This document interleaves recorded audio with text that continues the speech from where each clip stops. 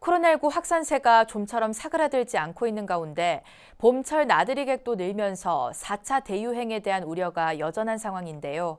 이에 따라 현행 거리 두기 단계가 2주일 더 연장되고 방역 수칙은 더 강화됐습니다. 첫 소식 조윤정 기자입니다. 코로나19 신규 확진자 수가 10주 넘게 400명대를 오가며 확산세가 계속되고 있습니다.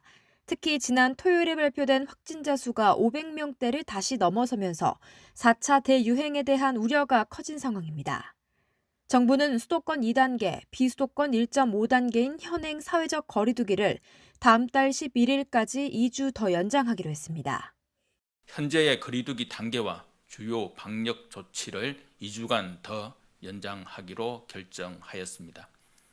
이는 예방접종을 순조롭게 진행하고 4차 유행을 방지하기 위한 조치입니다. 이에 따라 5인 이상 집합 금지와 수도권 음식점과 카페 등 다중이용시설의 영업시간 제한 조치도 그대로 유지됩니다. 정부는 또 스포츠 경기장이나 도서관, 박물관 등 9개 시설에 추가로 기본 방역 수칙을 적용하기로 했습니다.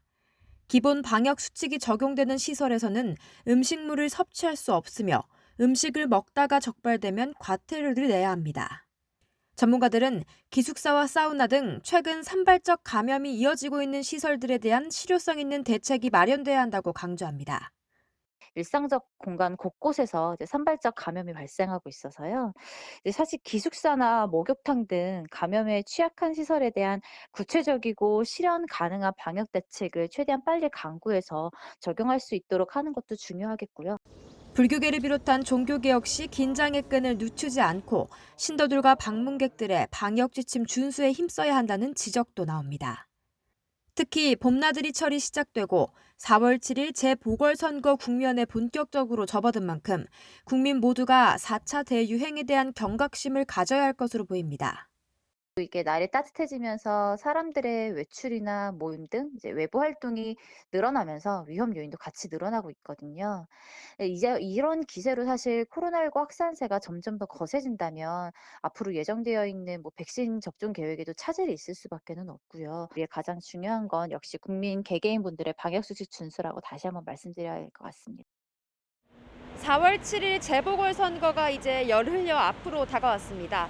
지난해 4월 총선 당시에는 하루 평균 확진자 수가 20여 명에 불과했지만 올해 재보선은 상황이 더 엄중합니다. 코로나19 4차 대유행의 불씨를 잠재우기 위해 국민들의 철저한 방역 지침 준수가 필요한 때입니다. BBS 뉴스 조윤정입니다.